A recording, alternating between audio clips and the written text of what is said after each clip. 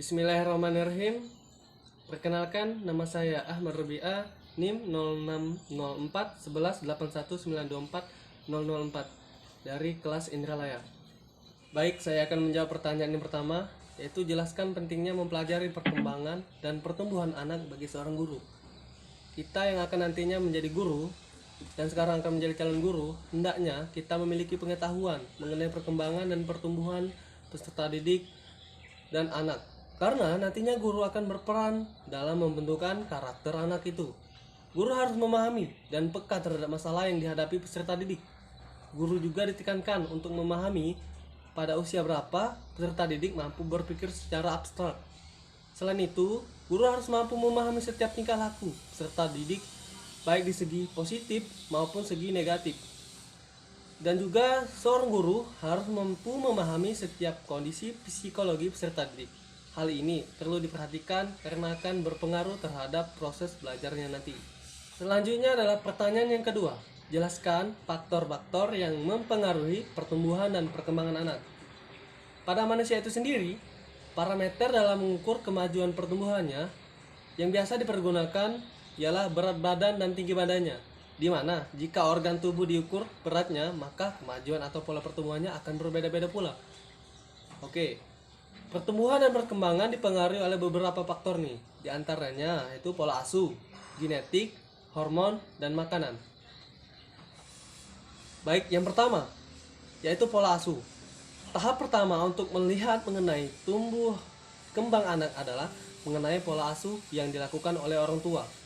Pola asuh ini akan memberikan dampak kepada anak secara psikologis, bukan hanya saat anak-anak, tetapi akan terus terbawa hingga dewasa. Oleh karena itulah, Anda seorang orang tua harus memperhatikan faktor ini dengan baik dan memberikannya pola asuh yang benar. Dengan pola asuh yang baik dan benar ketika kecil menjadi dasar bagaimana ia bersikap dan berpikir untuk kedepannya dan akan terbawa hingga dewasa kelak. Yang kedua adalah genetik. Genetik merupakan faktor hereditas yang diturunkan kepada anak atau keturunannya. Seluruh aktivitas sel termasuk di dalamnya pertumbuhan dan perkembangan mulai dari ciri, baik dari bentuk, warna kulit, maupun dari sisi sifat makhluk hidup tersebut. Yang ketiga adalah hormon. Hormon ini merupakan zat yang berperan dalam mengendalikan berbagai fungsi dalam tubuh. Meskipun jumlahnya sedikit, hormon memberikan pengaruh nyata dan dalam pengaturan berbagai proses dalam tubuh. Hormon beredar di dalam sirkulasi darah dan cairan sel untuk mencari sel target. Ketika hormon menemukan sel target, maka hormon akan mengikat protein reseptornya dan mengirimkan sinyal. Reseptor protein akan menarikkan sinyal tersebut dan bereaksi baik dengan mempengaruhi ekspresi genetik sel atau mengubah aktivitas protein seluler, termasuk diantaranya adalah perangsang atau penghambat pertumbuhan. Salah satu hormon adalah hormon tiroksin yang membantu dalam kecepatan pertumbuhan dan perkembangan. Selain itu, mampu memanjangkan tulang rawan saat tidur. Faktor yang terakhir adalah makanan. Dalam proses tumbuh dan berkembang, makanan ini juga diperlukan. Guna makanan menyuplai asupan nutrisi ke dalam tubuh, di mana kebutuhan nutrisi 4 sehat 5 sempurna sangat penting sebagai sumber energi dalam proses metabolisme tubuh. Dengan terpenuhnya kebutuhan nutrisi seperti karbohidrat sebagai sumber energi atau tenaga, protein sebagai zat pembangun, dan vitamin atau mineral sebagai zat pengatur, akan membantu mencegah terjadinya penyakit yang berakibat menghambat pertumbuhan dan perkembangannya. Pertanyaan ketiga adalah hakikat pengalaman belajar anak. Pengalaman belajar diperlukan untuk memahami cara anak memperoleh pengetahuan. Melalui pemahaman tersebut, selanjutnya dapat ditemukan strategi yang dapat digunakan untuk merancang pengalaman belajar seorang anak sesuai dengan tujuan yang ingin dicapai dan sesuai dengan tahapan perkembangan anak itu sendiri. Pertanyaan yang keempat adalah deskripsikan secara singkat kaitan antara pertumbuhan fisik atau jasmani dengan perkembangan intelektual anak. Seseorang mengalami pertumbuhan fisik dan perkembangan intelektual yang sejalan dengan bertambahnya usia serta pengalamannya. pertumbuhan fisik terjadi sangat cepat pada usia-usia muda, terutama anak-anak dan remaja. Di sini, perubahan signifikan terjadi baik untuk pengaruh fisik maupun intelektualnya. Pertumbuhan fisik dipengaruhi oleh banyak faktor, yang terutama makanan dan lingkungan. Perkembangan intelektual juga dipengaruhi banyak faktor yang berasal dari lingkungan tempat tinggal individu tersebut. Terjadinya kelainan dalam pertumbuhan fisik tentu juga mempengaruhi perkembangan intelektual seseorang remaja atau seseorang anak. Ketidakpercayaan diri seseorang yang memiliki perbedaan fisik atas orang-orang di sekitarnya akan membuat dirinya menjadi tertutup dan sulit mengembangkan kemampuan intelektualnya yang dimilikinya. Padahal, belum tentu seorang yang memiliki fisik bagus juga memiliki kemampuan intelektual yang bagus. Fisik hanyalah penunjang atas perkembangannya intelektual seseorang anak. Dengan fisik yang bagus, tentu ia dapat mengapresiasikan kemampuan intelektualnya ke dalam berbagai cara. Dengan fisik yang bagus, tentu ia dapat mengapresiasikan kemampuan intelektualnya ke dalam berbagai cara. Pertanyaan yang kelima, jelaskan atau definisikan kaitan antar perkembangan intelektual dan emosional anak. Perkembangan adalah perubahan yang progresif dan kontinu atau berkesinambungan dalam diri individu mulai lahir sampai mati. Pengertian lainnya yaitu perubahan-perubahan yang dialami individu atau organisme menuju tingkat kedewasaannya yang berlangsung secara sistematis, progresif, dan berkesinambungan baik menyangkut fisik maupun psikis. Suatu pendapat lain yang berdasarkan atas keadaan psikologis, terutama perkembangan intelektual, adalah pendapat perkembangan emosi dan sosial anak kelas tinggi sekolah dasar berdasarkan pengamatan. Sikap egosentris atau menang sendiri juga masih sangat terlihat pada individu anak. Dalam pembelajaran kelompok, anak masih kurang bisa bekerja sama dan menerima pendapat orang lain. Pemilihan kelompok juga berdasarkan pada kedekatan dan kecocokan. Anak cenderung tidak mau satu kelompok dengan anak lain yang bukan teman dekatnya. Masa sekolah yaitu fase antara usia 6 sampai 12 tahun, sering juga disebut masa kanak-kanak terakhir atau masa bermain. Karena pada masa ini, perkembangan sosial anak yang nampak sangat menonjol, perkembangan sikap sosial pada masa ini juga ditandai dengan mulai hilangnya sikap egosentris yang kemudian berubah pada orientasi sosial pada masa ini dengan perkembangan penalarannya. Anak bahwa ungkapan emosional yang berlebihan merupakan hal yang kurang baik secara sosial, tidak dapat diterima oleh teman-teman sebaya. Anak mulai tahu bahwa ungkapan emosional yang berlebihan merupakan hal yang kurang baik dan secara sosial tidak dapat diterima oleh teman-teman sebayanya maupun keluarga, sehingga perkembangan yang nampak adalah anak mulai belajar untuk mengendalikan ungkapan-ungkapan emosi yang bersifat negatif dan cenderung untuk mulai mengungkapkan emosi yang menyenangkan. Pertumbuhan fisik serta perkembangan intelektual dan emosional. Yang pertama, pada usia sekolah menengah, anak berada pada masa remaja atau pubertas atau adolesen.